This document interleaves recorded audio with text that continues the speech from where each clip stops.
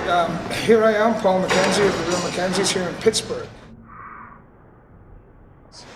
Well, Off the Leash was done in Motor Studios in San Francisco. It's Fat Mike's studio. And to say the least, there was a little bit of distraction in that city of San Francisco. So one of the main differences is we did Westwinds in a tiny little town where there was absolutely nothing to do except hang out in the studio. And I think it really shows through in that. It's a feeling of unity in that. But I want to tell you, people of Camera World, the reason we call the album Westwinds is it's a cryptic reference to the flatulence of the band. I mean, these guys, they stop off and they go on all this fast food all the time. 20 minutes later, Westwinds.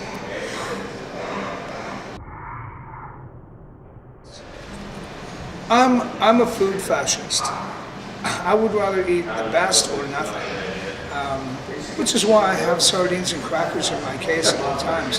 But it's very important for me personally. I mean, I can only try to help these guys, but for me personally, I need low bulk, high protein, and eat a little bit, a lot. It's an important thing. Make sure you get your vitamins, or else this business will roll over you like it's wrapped. Eat your vitamins.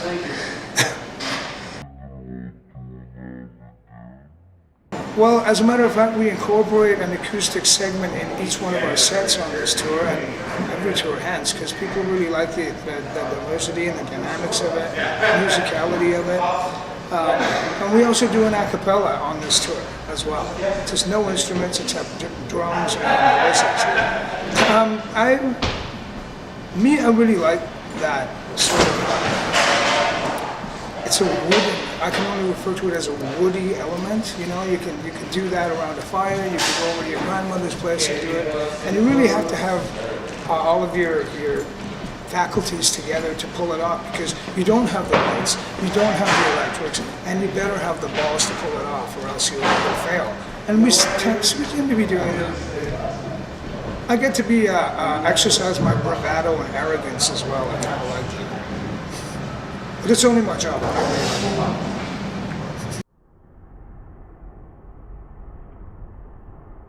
Well, there were a few differences. It seems that the EU is, the whole mentality of them are, it has to be a certain way, and it's been established a particular way. And I think that in America and Canada, it depends on the promoter, you know, the gratuities, the green room setup. Like in Germany and places, you know, Spain and all that, when you get to the place, there's sandwiches and coffee and everything waiting for you, because they know that you've driven a long way, and that will help to promote a better show. If the boys are comfortable, it means it's better. Sometimes we, depending on the promoter, of course, sometimes it's really squalid. And, you know, a 24, 25-hour drive, and you hit there, and then they all freak out and go and eat fast food again, you know. But in terms of audiences, I think that I've traveled around the world quite a lot, and of course there's differences in environment and politics and that, but generally I think that people are the same everywhere. You know, we all have that human element, and, you know, the sooner we all get together, the better off we'll be.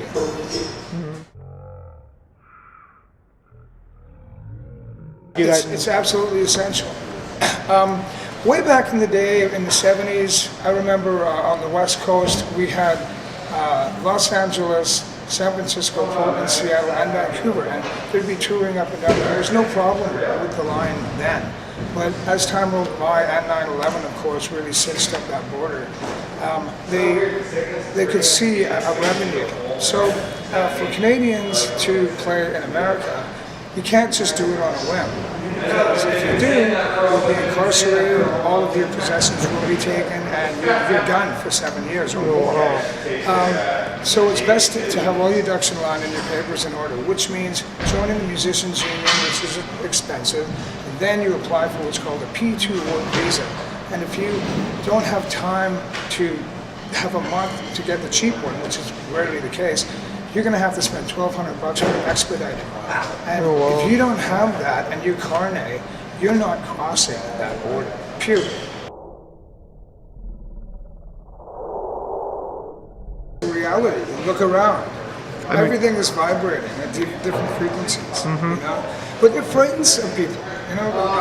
The whole vastness of space terrifies some people.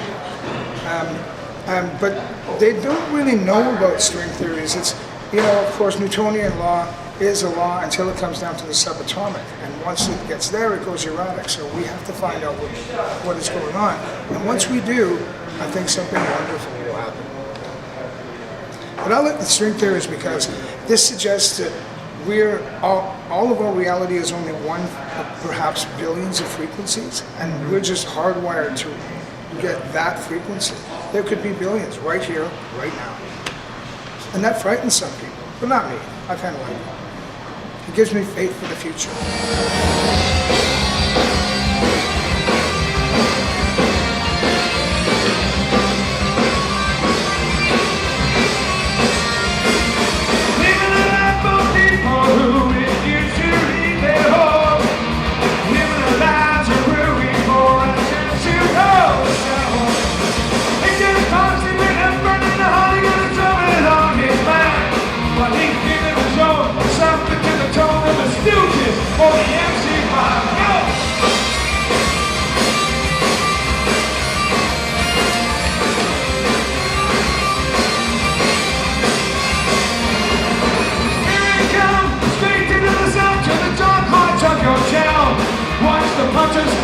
The picture on the wall, the terror the posters down. The institution of electrocution and a bunch all over the stage. I'm talking down to the pit with the sweat, the spit, and the phone is shot in the way. We don't care who you think we are. And if you can't get up to the way, then you better get out of the way. The most thing when he breaks his finger, he's bringing the right down. Boys in the wild sound. When they make it, motherfucking turning up another guitar that needs all more. We got a bad reputation with all the nation. We're never right at home. We don't care who you think we are.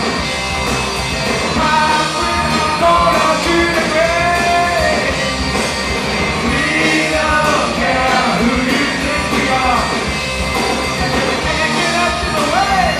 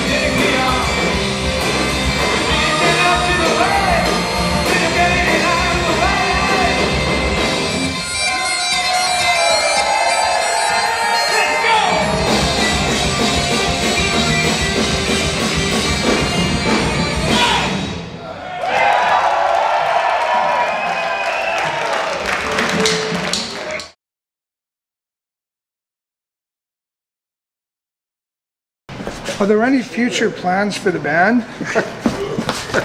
Well, yes, there is. It's amazing that you asked me that. Because my ultimate thing would be, you know, what with all the latexes and polymers these days and the lighter than air gases that they have nowadays and solar power, it makes total sense to build a Zeppelin.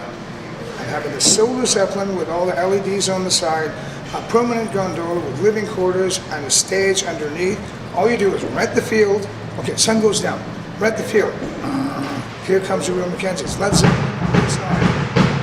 it lands. We have the light show. Click, preset stage, bang, away you go. You got the speakers, everything. It's all on that shit. And then at the end of the show, click, click. And on That's to the what I next want to sound. do. If I'll be able to do it, I don't know. So if there are any entrepreneurs out there who believe in me and my idea, please get a hold of us at realmckenzies.com. This is Paul McKenzie from the Real McKenzies in Pittsburgh, USA, signing off. Have a good night, everybody.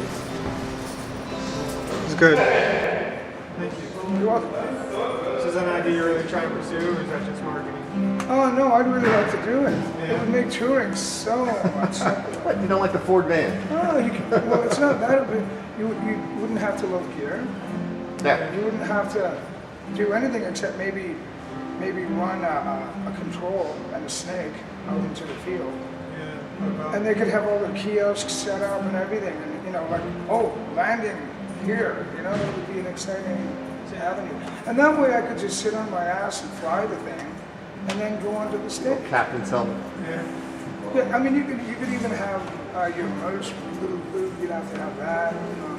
But, Yeah, I think after the Hindenburg, everyone sort of shied away from the whole Zeppelin thing. well, no, because the Hindenburg exploded because of the coating. It was copper oxide, and as soon as the right conditions came, like an arc, it lit on fire. But what we're talking about is separate little compartments inside, huge latex. You can make its own light. It's very strong, and especially with a solar panel all over the top, and then have fully rotating engines, so there would be no trouble at all. You want to travel during the day, though. Yeah, and I was even thinking, a lot of people say, well, what about crosswinds?